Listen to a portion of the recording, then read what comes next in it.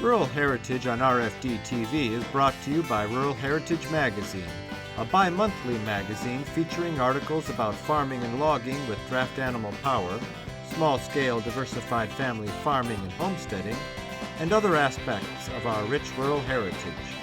Rural Heritage Magazine, borrowing from yesterday to do the work of today. For subscription information, please call 319-362-3027 or order online at www.ruralheritage.com.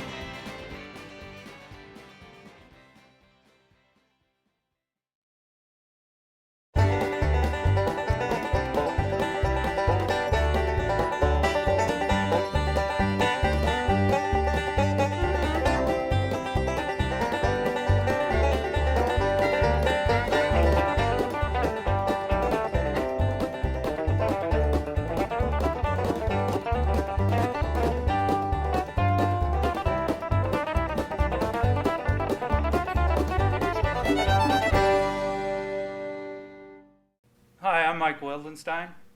I'm here today with Pat, and I'm going to expand upon past videos I've done on shoeing the draft horse.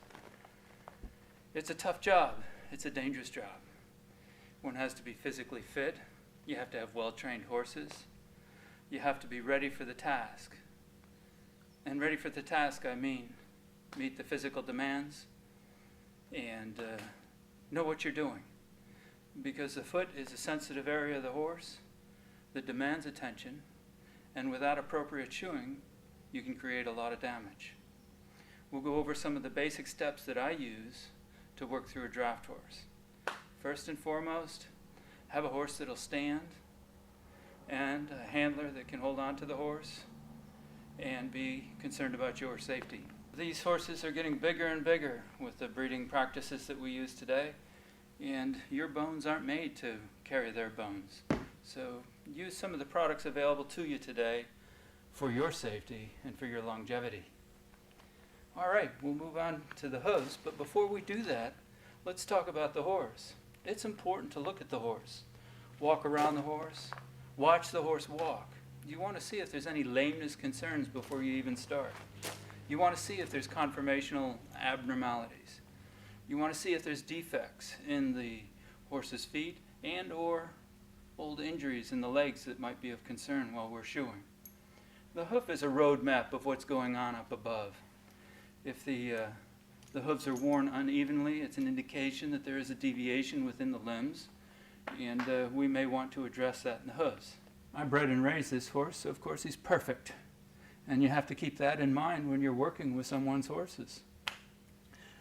These days, society has changed and horses become part of the family. So if we stand there and start talking about deviations within the limbs, some people are sensitive to those aspects, and we need to be concerned about the owner or caregiver's concerns of their horses. Get familiar with the horse, walk around the horse. And a lot of times the horses are taken out of a stall and brought out to you to shoe.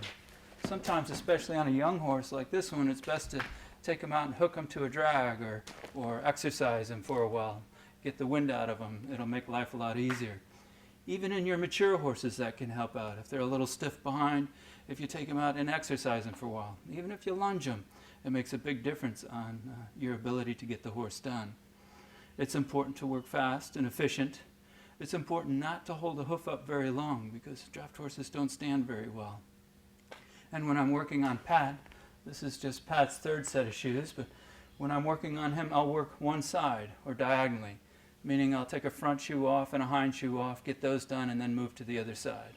Taking all four shoes off leaves the horse pretty uncomfortable for most parts, and then it makes it more difficult for you. Don't hold the hoof up very long. Keep it up just for a few minutes.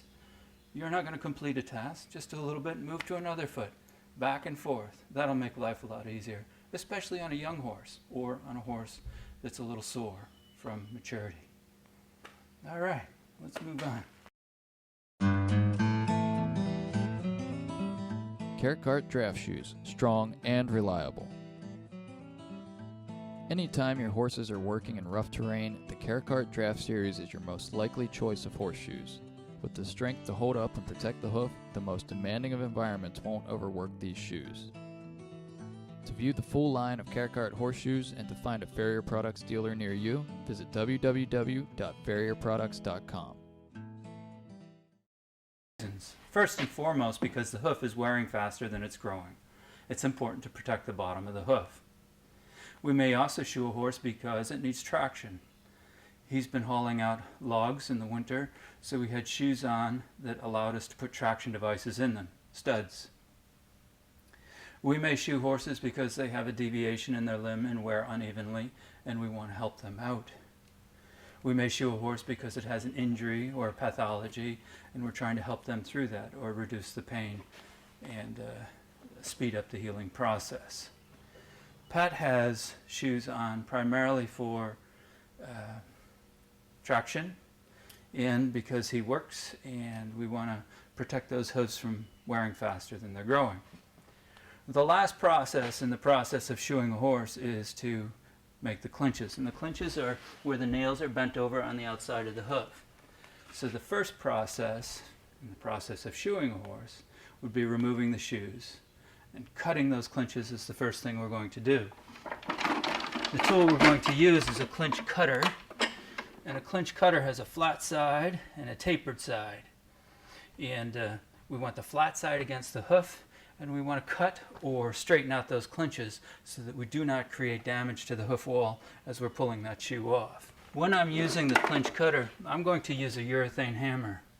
The benefit of this urethane hammer is, for one, we spend more and more money on our nailing hammers, and we don't want to destroy the head of those nailing hammers. With this urethane hammer, the abuse goes to the urethane hammer, but also it creates less concussion and shock going into the horse's hoof.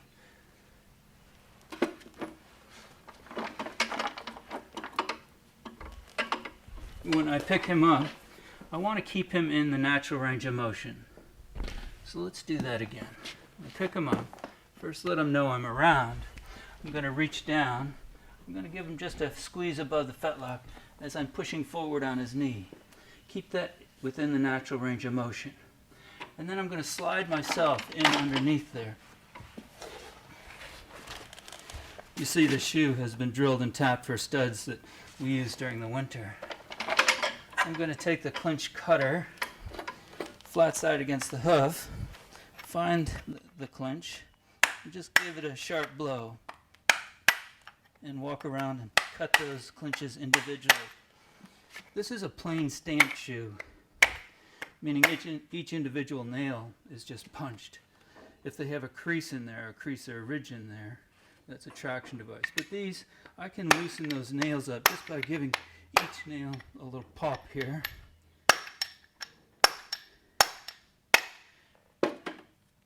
Then I would use a pull-off tool, and I'll pry between the hoof and the shoe, back at the heel, just pry back a little bit. Go to the other heel, pry back a little bit. Set that down. Then I can generally grab the nails individually and pull them. I'm trying to keep this hoof within the natural range of motion underneath the horse's body. Keep him more comfortable. I'll pull that shoe off, and then I'm going to set him down. Give him a break, give me a break. At this point, I'll evaluate the hoof, and what I'm looking for is symmetry. I want to see if the hairline is level. I want to see if we have a uniform amount on both sides of that hoof. I'm going to look at center. We'll ask him to take that again. Center of the foot. Most of our draft horses will toe in, an axial rotation of the limb, and that's a normal conformation for a draft horse. Normal in that these horses were bred for centuries to pull a plow, and that plow makes a furrow, which is the distance it pulls the dirt away or rolls the dirt up, and that may be 12 to 14 inches. And these big horses with their wide chests have to be able to walk in that furrow.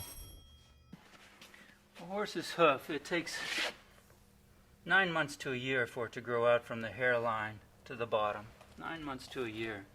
Traditionally, we will trim or shoe our horses every 6 to 8 weeks, depending on growth. And that growth is dependent upon exercise, management, nutrition, genetics, and environment. It's important to keep after these. These shoes have been on about 8 weeks, and you can see that the shoe is overgrowing the hoof wall already. And to prevent any damage to the hoof or the horse, we need to stay on top of the shoeing schedule. Once I've got that shoe pulled, then I can pick it up again and begin paring out the sole and trimming. Percheron draft shoes, strong and reliable. Anytime your horses are working in rough terrain, the Percheron Draft Series is your most likely choice of horseshoes. With the strength to hold up and protect the hoof, the most demanding of environments won't overwork these shoes. To view the full line of Percheron horseshoes and to find a Farrier Products dealer near you, visit www.farrierproducts.com. Again, I want to be aware of his conformation. I want to keep his limb underneath in the natural range of motion. I use a hoof pick and pick down and towards the ground. Pick out the debris. My hoof pick has a brush on it so I can get rid of dirt and debris, especially stones. And with my hoof knife, I'm going to pare at the point of the frog to give me a parameter or a guideline to trim by. Pat is a little flat-soled, and we have to be careful how much we take off. This will help me define how much to take off. So what I'm looking for is a uniform tissue texture. It's glossy, frog is glossy, sole is glossy. It's time to stop. That's his only protection against the environment. It's not necessary to pare the whole bottom of the foot too glossy at that point, and then I'm going to establish another point here at the heels right there. We're glossy. It gives me an indication as to the depth of the sole. And I'll do that on the outside too. Trim that down.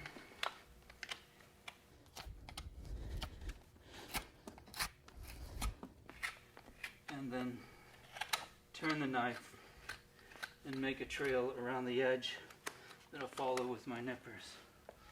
Set them down, give them a break. Pat has a pretty short cannon bone right here and a more normal fetlock length, pastern fetlock. So it looks like he has a great deal of angulation here, but that would be within normal ranges. This is what is very short. This also gives him a lot of action when he's moving. So when I look at the angle of his fetlock pastern angle, I want the hoof angle to be as similar to that as possible. So we're going down through that pastern fetlock, and I want a similar angle with that hoof, which I have pretty much here.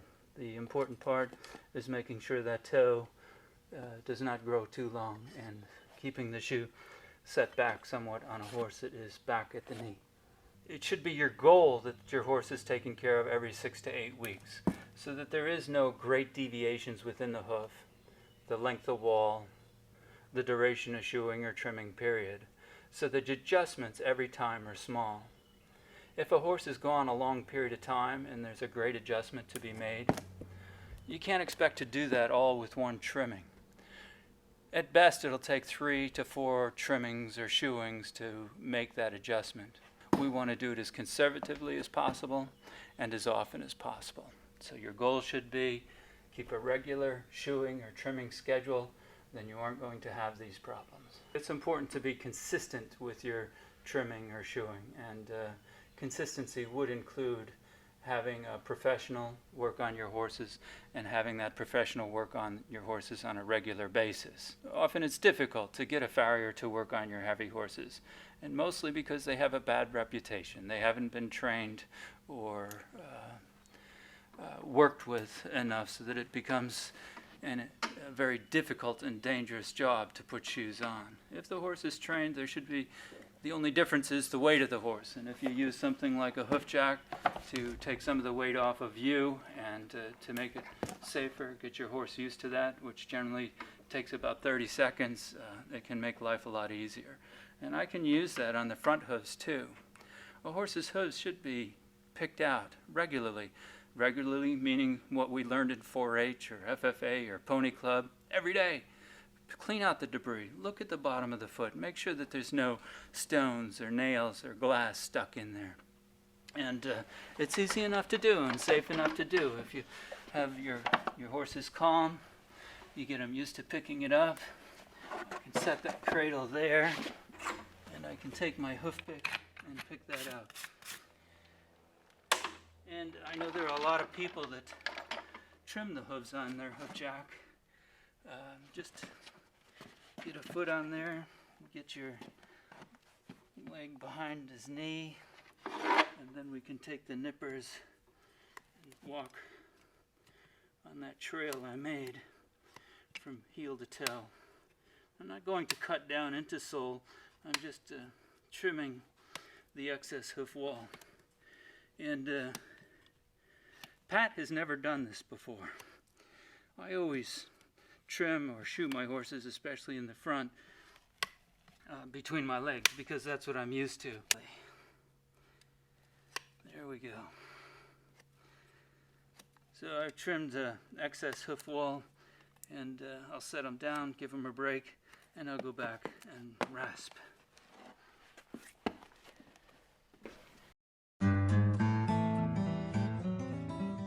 Percheron draft shoes, strong and reliable. Anytime your horses are working in rough terrain, the Percheron Draft Series is your most likely choice of horseshoes. With the strength to hold up and protect the hoof, the most demanding of environments won't overwork these shoes.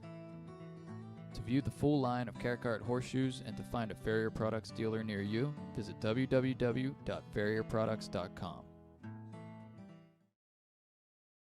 Any of you that have been around draft horses have heard stories about farriers being injured or hurt because of working on draft horses.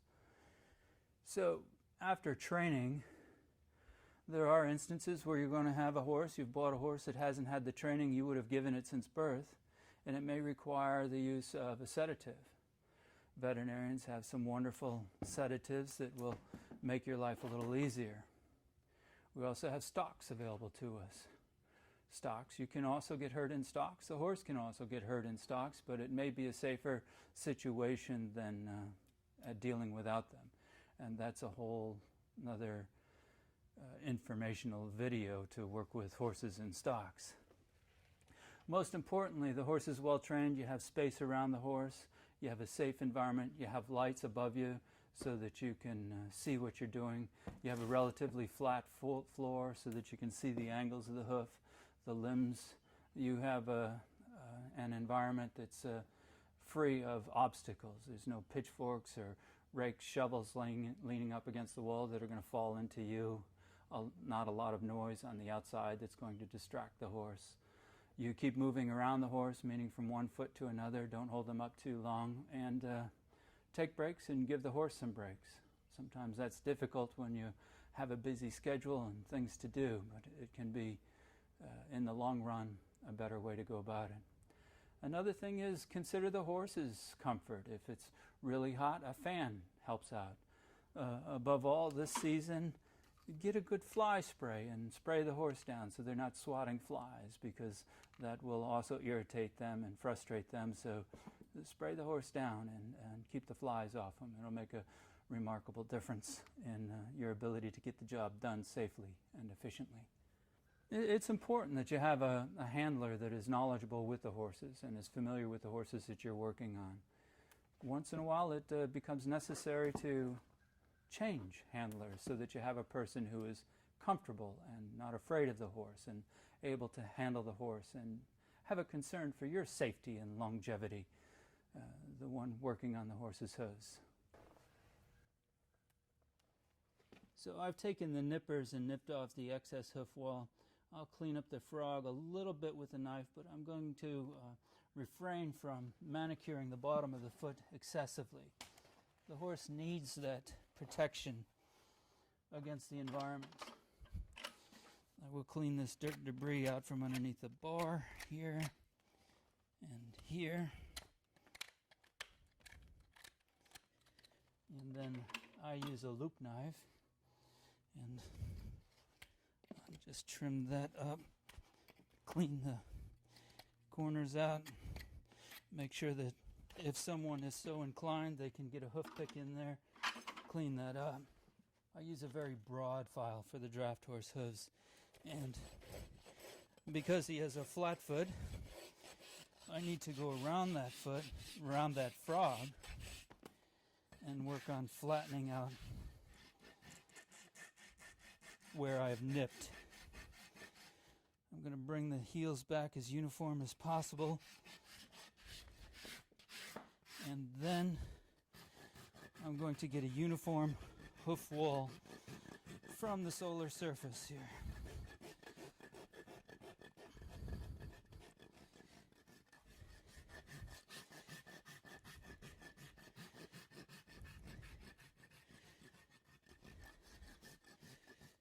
And I will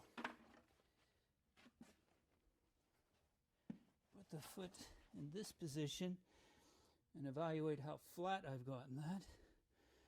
Set it down and evaluate it one more time. It's difficult to see because he has so much hair, but we want a uniform distance from there to the floor, there to the floor.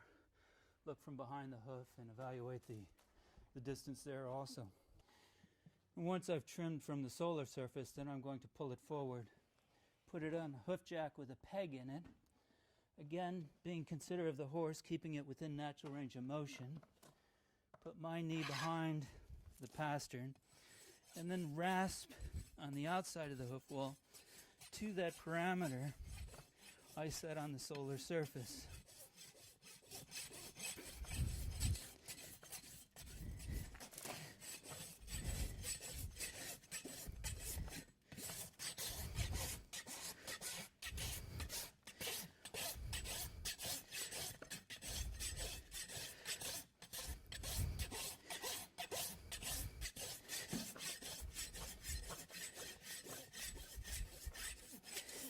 And once I've done that, I'm just going to round the edge so it's not sharp on me or on the horse.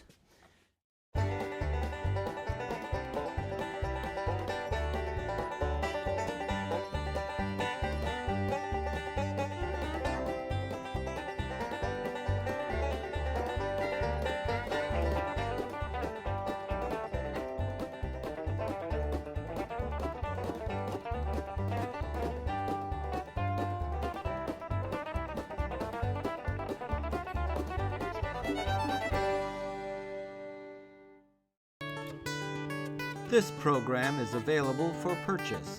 To order your copy, please call 319-362-3027 or visit www.ruralheritage.com. Rural Heritage is a bi-monthly magazine dedicated to draft animal farming and logging, as well as other aspects of our rich rural heritage. It is published by Micheal Press, which also offers a complete line of back-to-the-land books, DVDs, and calendars. Call or write for a catalog or subscription information, or visit our website at www.ruralheritage.com.